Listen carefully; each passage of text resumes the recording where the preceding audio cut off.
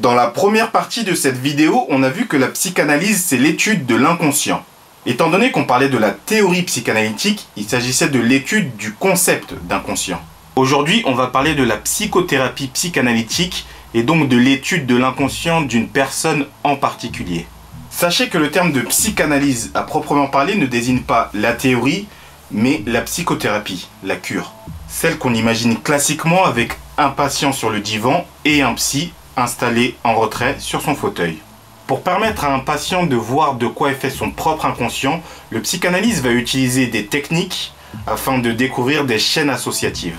Une chaîne associative se compose d'un début, un événement ou une idée a priori banale, d'un milieu, tout un tas de pensées sans rapport particulier les unes avec les autres, et d'une fin. Une pensée inconsciente au départ et qui est tout sauf banale. Exemple. Imaginez une femme qui, suite à une tentative de suicide, ne peut plus marcher. Ce qui est d'autant plus embêtant qu'elle est danseuse. Un médecin l'a examinée et a déterminé qu'il n'y a aucune raison qu'elle ne puisse pas marcher. Donc, la cause est psychologique. Parlez-moi encore de votre sœur Louise. Que puis-je vous en dire d'autre? Comme elle ne trouvait plus de travail, un beau jour, elle échoua dans la rue. Et quel âge aviez-vous lorsque vous l'avez appris? À peine 12 ans. Et vous l'avez appris comment? Maman venait de mourir. J'aimais Louise. Elle m'élevait tendrement, elle me nourrissait, m'offrait des leçons de danse. Je compris un soir le métier qu'elle faisait. Avec mes camarades, je rentrais de mon cours de danse et je la vis. Et les autres la virent aussi, faisant le trottoir. Et qu'avez-vous fait? Alors j'ai couru en pleurant. Couru en pleurant. Et ensuite, que s'est-il passé? J'ai essayé d'oublier. Quelque temps après, elle m'a mise en pension.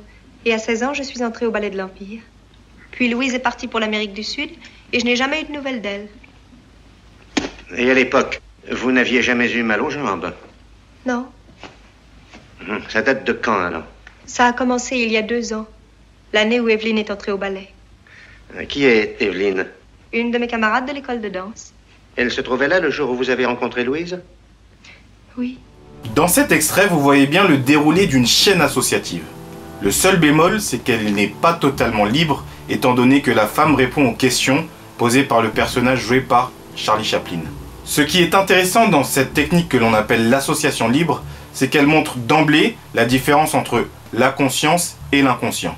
C'est une chose courante d'avoir, pendant qu'on parle, des pensées qui sont sans rapport avec ce qu'on dit.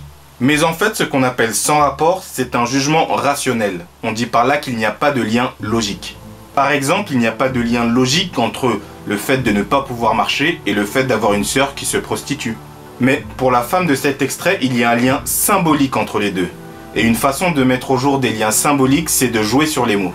Dans cet exemple, on a une femme qui a fait le trottoir pour qu'une autre puisse faire les planches.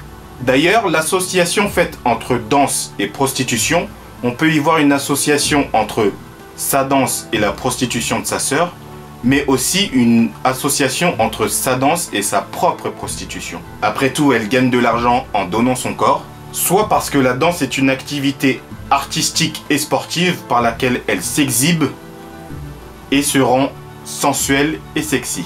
Mais bon, tout ça ce sont juste des suppositions. Pour en savoir plus, il faudrait qu'elle dise elle-même ce que lui évoque ce lien entre danse et prostitution. Retenez surtout que dans l'idéal, une séance de psychanalyse, c'est une suite continue de chaînes associatives. En fait, une psychanalyse, ça vise à faire émerger aux yeux du patient tout ce qu'il y a d'inconscient dans ses actes, dans ses pensées et dans son discours. Et rien que pour cette simple chose, il faut bien 5, 10 ou 15 ans. Pour aller plus loin que l'exemple donné, sachez que d'autres artistes ont fait ce lien entre prostitution et spectacle. C'est le cas du spectacle d'humour Gaspard Proust Tapine, mais aussi d'un sketch de Dieudonné dont je vous laisse le lien. Alors, qu'en pensez-vous? Y aurait-il un lien symbolique courant entre les arts du spectacle et la prostitution? Je déconne pas, c'est écœurant, mais je suis vivant.